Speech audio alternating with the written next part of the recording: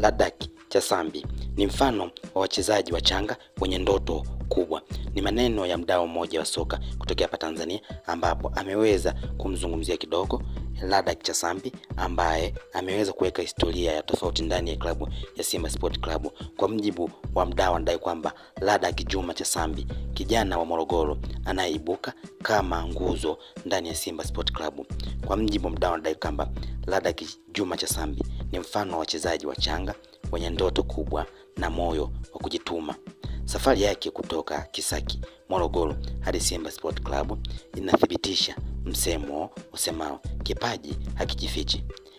Amejitambulisha rasmi kwenye mbavu ya kulia, nafasi aliyokuwa akimiliki mkongwe Shomari Kapombe, jambo linalomfungulia ukurasa mpya kwenye soka lake.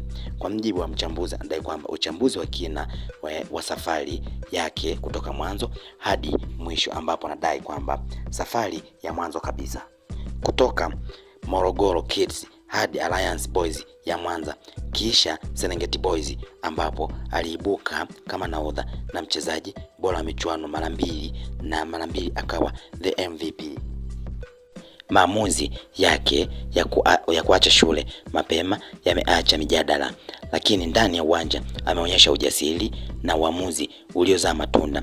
Namba 2, nguvu aliyoileta ndani ya Simba. Akiwa ndani ya Simba Sport Club msimu wa pili, tayari ameanza kushika nafasi kubwa, kucheza kama right back, ambapo katika mchezo aliocheza na Gor Mahia kalionyesha versatility yake, uwezo wa kushughulika ndani ya nafasi tofauti.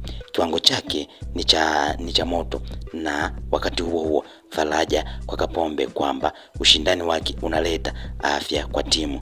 Matarajio ya mbele. Mashabiki wanaanza kumuona kama sehemu ya mradi wa baadaye wa Simba, hasa ikizingatiwa umri wake bado mdogo. Kama ataendelea kujifunza, anaweza kuwa miongoni mwa mabeki bora zaidi waliopita Simba Sport Club na Taifa Stars. Nafasi ya mashabiki. Wewe kama shabiki, unaona Chasambi anastahili kupewa nafasi zaidi msimu huu, au bado Kapombe ndiye anatakiwa kukinga kuwa Simba Sport Club upande wa kulia? Waweza kuuliza mdau wakati akimpa mawa yake Ladaki Juma Chasambi.